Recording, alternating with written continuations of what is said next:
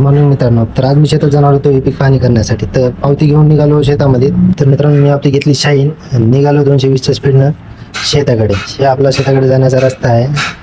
तिथून समोर आलो की मारला लेफ्ट आणि लागला आपल्याला हायवे. आपला हायवेच्या बाजूला शेत आहे. तर आलो मित्रांनो शेतामध्ये. म्हणजे आपण सोबतच आणला होता. अगोदर म्हणलं हे पीक पाणी करून घ्यावं, नंतर गजरा गवत कापावं. तर रस्त्याने जाता जाता आपल्याला एक खेकडा सापडला होता. तर खेकडा मला बघून शांतच बसला होता. असे खूप खेकडे आहेत आपल्या शेतामध्ये. तर हे थोडं सोयाबीन आलं होतं काढायला. तर म्हणलं 2-3 दिवसांनी काढून घेऊ. तर म्हणलं अगोदर आपलं काम करून घ्यावं, हे पीक पाणी करून घ्यावं, नंतर गजरा कापून घेऊ.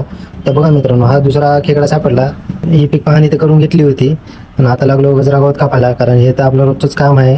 पण आता भारा घेतला आपण, कारण डोक्यावरच भारा रोडवर न्यावा लागतो, कारण गाडी येत नाही ना आपल्या शेतामध्ये. रात्री पाऊस झाल्यामध्ये बुटाला थोडा चिखल लागला होता आणि हे आपण आपला भारा बांधून ठेवला गाडीवर. भारा घेऊन निघालो होता घरी.